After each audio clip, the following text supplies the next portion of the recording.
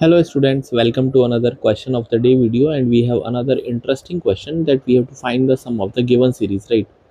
1 upon 9 plus 1 upon 18 plus 1 by 30 plus 1 by 45 plus 1 by 63 up to infinity, right? देखो इस question को solve करने से थोड़ा सा एक रिकॉल करते हैं। मैंने आपको टेलीस्कोपिक सीरीज़ पढ़ाया था।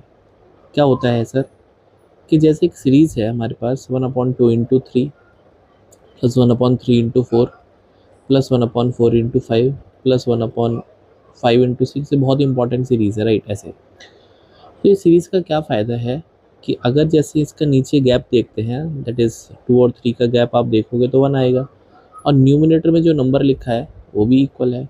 तो अगर कभी भी जो न्यूमिनेटर का नंबर जो है वो गैप के इक्वल आ जाए, मान लो 1 अपॉन हमने a इंटू बी लिखा, तो gap of A B equal to numerator आ जाए, तो आप इस एक्सप्रेशन को रादर देन मल्टीप्लिकेशन आप क्या कर सकते हैं, इसको सब्ट्रैक्शन लिख सकते हैं, राइट?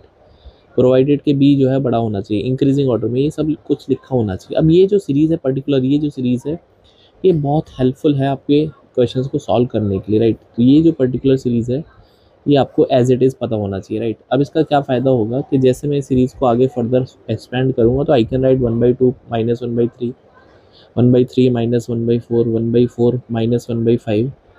इससे क्या होगा, ये जो अंदर वाले टर्म्स हैं वो सब कैंसिल आउट हो जाएंगे, राइट? तो ये बहुत इंपॉर्टेंट एक ऑब्जर्वेशन या फिर सीरीज़ है। अब इसको हम कैसे इस क्वेश्चन में यूज़ करेंगे, अब उस पर बात करते हैं, राइट?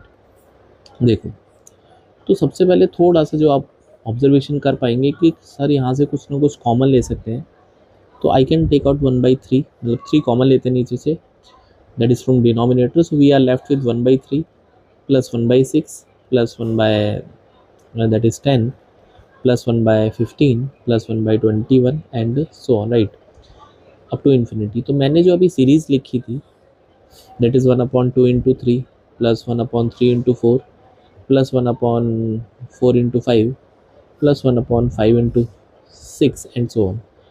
तो ये सीरीज़ और ये सीरीज़ आपको कुछ न कुछ बताना चाहती है कि यहाँ पे नीचे 12 है, यहाँ 20 है या 30 है, बट यहाँ पे नंबर हाफ हाफ है, हाँ, या 6 है।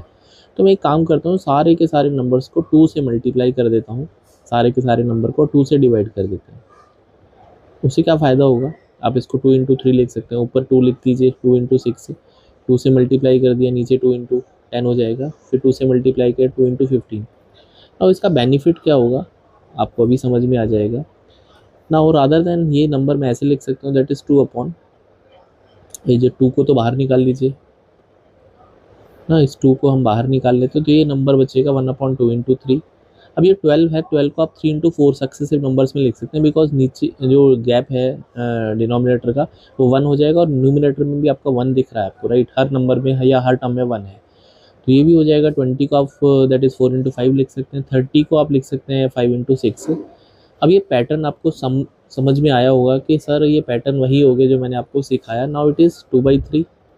अब ये जो नंबर बनेंगे 1/2 माइनस 1/3, 1/3 माइनस 1/4, 1/4 माइनस 1/5 और अप टू इन्फिनिटी। मतलब लास्ट में क्या आएगा मुझे मतलब नहीं है, सारे के सारे जो नंबर्स हैं अल्टीमेटली कैंसिल आउट होते चले जाएंगे। तो मेरे पास जो बचेगा दैट इज़ 2/3 इंटू 1/2। तो ये 2 से 2 कैंसिल आउट होकर 1/3 इस सवाल का अल्टीमेट सा राइट आंसर बन जाएगा। So that was very beautiful, I can say framed question, और उससे भी ज़्यादा था इसमें जो पैटर्न हमने यूज़ किया।